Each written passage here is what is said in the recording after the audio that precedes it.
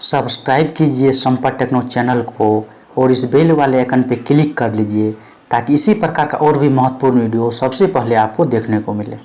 आज का वीडियो उस व्यक्ति के लिए काफ़ी इम्पोर्टेंट है जिसका पत्नी मैके जाके बैठ गई है और वो आना नहीं चाहते हैं। यदि पति यहाँ पर सेक्शन 9 का केस करने वाला है या करने जा रहे हैं तो आप इस वीडियो को एक बार ध्यान से लास्ट तक जरूर देख लीजिए। देखिए, जब भी मैके में पत्नी जाके बैठ जाती है तो पति यहाँ सेक्शन 9 का केस फाइल करते हैं। सेक्शन 9 का केस का मतलब होता है कि वैवाहिक जीवन का पुनर्स्थापना। इसका मतलब होता है कि पति अपना पत्नी को अपने पास रखना चाहती है लेकिन वो मैके से नहीं आ रही है। लेकिन यहाँ पर आप केस फाइल करेंगे तो सेक्शन 9 का केस फाइल करने में आपको ज़्यादा खर्च आएगा।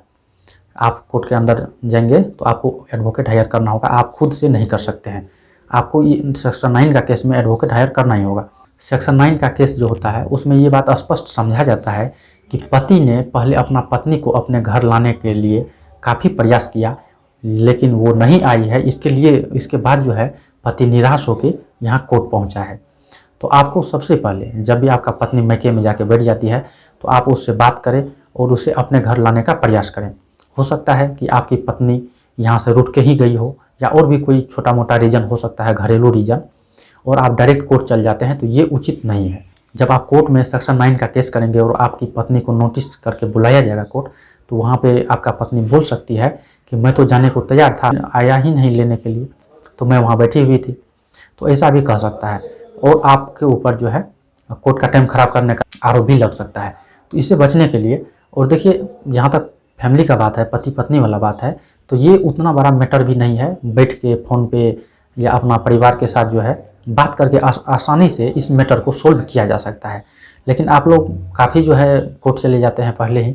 तो सबसे पहले जब भी आपका पत्नी वहाँ बैठ जाए मैके में जाके, तो आपको अपने तरह से सभी रास्ते को अपनाना चाहिए। हो सकता है कि यदि फ़ोन करके ये मामला सोल्व हो जाए तो आप कोर्ट जा रहे हैं, आपका समय ख़राब हो रहा है, आपका पैसा ख़राब हो रहा है। तो ये इससे बचने के लिए सबसे पहले आप जो है फैमिलियर तौर पे उससे बात करें और उसे लाने का प्रयास करें और आप खुद लाने के लिए जाएं। होता क्या है, खास करके ये देखा जाता है कि यदि पत्नी किसी का रूठ के चले जाती है तो पति फ़ोन करता है कि, या पति बोलता है कि मैंने तो वहाँ पहुँचाने नहीं गया था तो मैं लाने भी नहीं जाऊँगा। तो ऐसा भी अपना दिमाग से ये बात को निकाल दें। यदि आप वहाँ लाने नहीं जाएंगे तो फिर आप कोर्ट तो जाएंगे ही ना, फिर वहाँ आपको जो है सेक्शन 9 का केस करने में जो खर्च आएगा, उसके बाद आपको आपका समय का भी काफ़ी बर्बादी होगा। और दूसरा बात यह है कि यदि आप सेक्शन 9 का केस करते हैं और पत्नी उसके बाद आ जाती है तो यहाँ पर रिश्ता भी जो है थोड़ा सा ख़राब हो जाता है आपका जो है ससुराल वाले के बीच, क्योंकि आपने कोर्ट चले गए थे। कोर्ट जाना, यहाँ मैं ये नहीं कह रहा हूँ कि कोर्ट जाना बेगुनाह है, लेकिन ये उतना बड़ा मैटर नहीं है कि कोर्ट के बिना सोल्व नहीं हो सकता है। यदि कोर्ट के बिना सोल्व हो सकता है तो आप पहले कोर्ट के बिना ही सोल्व करने का इसे प्रयास करें। ऐसा नहीं कि कोर्ट ही पहले जाएँ। यदि आपको ये लग रहा है कि आपने पूरा जो है अपने तरफ से जितना भी प्रयास था वो कर लिए, फिर भी आपका पत्नी नहीं आई है और आप लोग को एक साथ अब रहना काफ़ी मुश्किल हो गया है, तो ऐसे में आप उसका इंतज़ार नहीं करें। उसके बाद आप सेक्शन 9 का केस कर सकते हैं। यदि आप सेक्शन 9 का केस करेंगे कोर्ट में तो उसके बाद जो आपका पत्नी को नोटिस जाएगी तो आप देख लेंगे कि वो नोटिस पे कोर्ट में उपस्थित होती है या नहीं।